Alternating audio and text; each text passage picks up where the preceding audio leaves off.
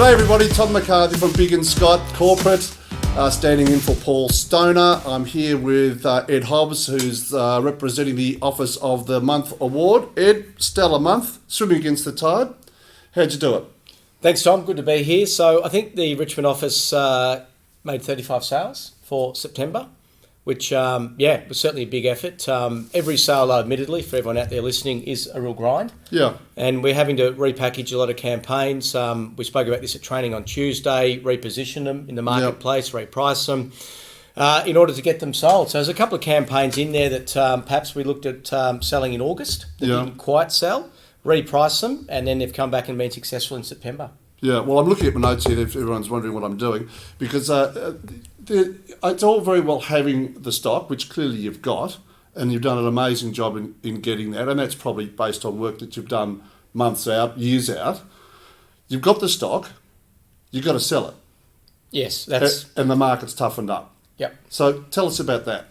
Yeah, well, that's the real challenge, isn't it? But there's also vendor apprehension of coming onto the market too. So they're not all falling listings and falling in your in your lap. Yeah. So once we get them, look, we're obviously very big on seeing what sold through the course of the 4-week campaign. We're also being fluid with our auction dates and things as well. So there's a tendency to perhaps bump them out a couple of weeks if they're not looking like they're going to sell on auction day. But if you want to bump it out, you've got to also reprice it. Yeah, okay. So we're finding that we're chasing a tail a little bit with some campaigns where every interest rate increase pulls the buyer's borrowing capacity back. Yeah. So so we've got to be really fluid on auction dates, also fluid on pricing as well. Okay. But lots and lots of chats with our vendors around the pricing, the expectations, what's been selling through the course of the campaign. Has that reset that property price's expectations we're selling?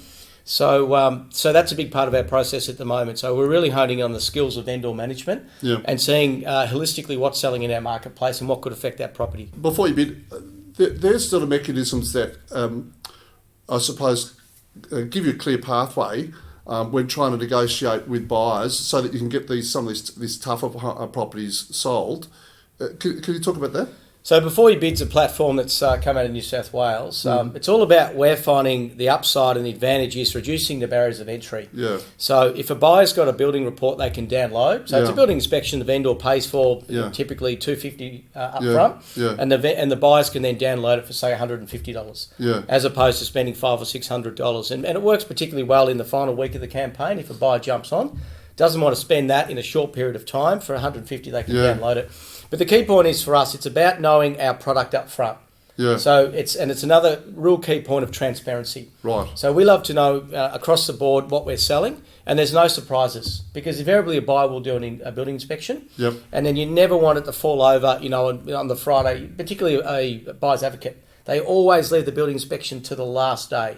You think you got a couple of bidders, all of a sudden that building inspection fails, they all drop off. So we want to know up front what we're selling and really know ahead of time how it's going to play out. And it's great when they download the building or the buyer that you perhaps didn't realise was interested. Yes. Downloads a report, because don't you get a notification? So there's the digital intent. So the buyer might walk through, and Josh Fegan talks about this at training, and it plays out in real time. So the buyer comes through on a weekend, they're busy, they skip to the next one, don't really want to engage with us, but Sunday night you get a notification, text or an email saying this particular buyer has downloaded the report. Beautiful. We're doing high fives behind the scenes on a Sunday night with our teammates back and forth. The buyer's probably unaware that we're across this, but it gives us a really good conversation with that particular buyer on Monday morning. How good is it when you got one that's struggling and you get one of those little reports pop up on the phone? Yes. I know, it's a big thing. And it doesn't always guarantee the buyer's going to move forward, but if they don't move forward, perhaps, for reasons in the building inspection, we might need to reprice the asset based on that. Yeah. But again, it's that whole point of transparency.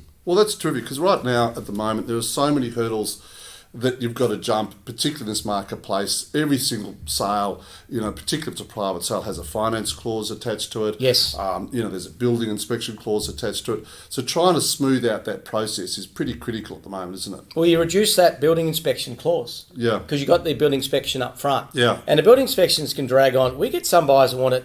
7's kind of normal, and we get it done within that period. But some buyers are wanting a 14-day building inspection clause. Before you bid, it can be a 14-minute exercise. Yeah. We as agents obviously read the summary, the conclusion. There's a meaty part in the middle, which the buyers will go through in detail. Yeah. But you get a really good idea to talk about minor defects, major defects and stuff. So you cross it straight away. Yep. So Good plug for before you bid. Great plug. Yep. And happy to do it if it works. If it's a good product, why not? Yeah, no, it's working. Yep, it's good. Now, you've had over a sale a month. Yes. Which is amazing. Sorry, over a sale a day, I beg your pardon. We know. Yeah. Over a month, it'd be a bit of a problem. I wouldn't be sitting here. So there's obviously great energy in the office, and I've worked in an office where there's great energy, and many people do.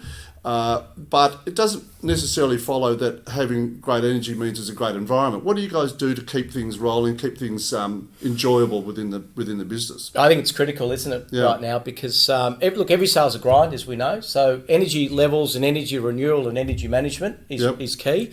And look, we have deals that fall over, but we have a 5-minute rule. Yep. If you lose a listing, maybe learn from it in that quick, short period of time, and then get on with it again. Yeah. So we have regular meetings, a couple of 2 to 3 times a week. Yep. We're always trying to prop each other up. We're always cross-referencing buyers and things, helping each other try and get a listing. Yep. So it's just a good vibe, which is critical for the culture. Yeah.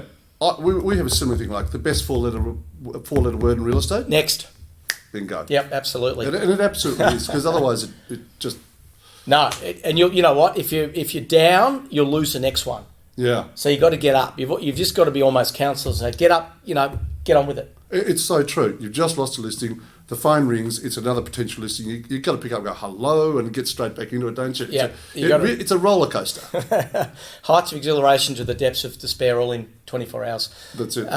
You've really got to, you just got to absolutely just got to get on with it, because you will lose that next one. Okay. Yep. We're heading towards Christmas. Mm-hmm. There's limited time left to list. Yeah. How are things looking for you guys? Obviously, we're trying to get everything on we can. And it's, by the way, we're talking about the market right now, but if you're upsizing, so you've got a little single front that, you might have lost 100, but if you're looking at a double front that's a much higher price point, that may have come back 200 to 300. Yeah. So your net position, the changeover costs right now are massively in your favour. Yeah. So first home buyers, good time to get in, upsize market, because you've got less competition. So depending on where you're at the property ladder, this can be a really good opportunistic market to capitalise on. 100%. So it's not all doom and gloom about the market. It's actually the better market to capitalise on. Changeover, lower, so you just got to... we get some buyers that say, oh, look, I don't have any confidence, no one's bidding at auction. Hang on, this is a time to capitalise. This is the time you've been waiting on. If you want to wait a year, perhaps, and have 5 or 6 other competing bidders and the price has gone up 150K, great, wait. It's the whole Warren Buffett thing. It's amazing. I don't understand why buyers think it's a great idea to compete furiously when everybody else wants to buy something, when now they can actually buy something likely under the reserve price. Mm-hmm. Absolutely. I mean, it just, to me... and if you're spending, make the figures easy, $1 million and you're buying a $2 million property, there's a $3 million transaction, real estate transaction. Not to do for 10 or 20 grand, it doesn't make sense. No, absolutely not. So it's massively stacked in your favour. Yeah. So listings now, we're trying to get what we can, of course, and we're trying to give the right advice. For some people, it's not the right time to transact. Yeah. I had a conversation this morning. We're going to do a watch and monitor over the next 6 months, just to watch interest rates and things, and then we'll probably pull the trigger maybe in the first quarter of next year. But outside of that, we spoke at training on Tuesday with Josh Fegan about January campaigns as well. Yeah. Maybe like a 14, 21, 28, 31st of Jan, like a Tuesday night twilight arrangement, because we really want to make Jan a really good start to the year. Yeah. Traditionally, it can be a flat month. There's a lot of people who are away. My team's not particularly away this next year, so we're going to really make Jan a big focus for us. Yeah. And putting online early. Yes. And waiting... for banking some inquiry. Banking inquiry. Josh spoke about maybe a Boxing Day. That could be ambitious for some of the administration department. That's it. Maybe the 7th of Jan, give it a week online and then launch on the 14th. But you can tweak those dates. But I think the key structure's in there to really start the year on a high. Yeah. Well, another great month. We're going to see you next month as well, you reckon? What are we now? The 20th of October. We're going all right. It's got to be a big run home to hit it, but we're hustling as hard as we can. Well, that's great news, and we'll be back next month. Thanks for listening. Thank you.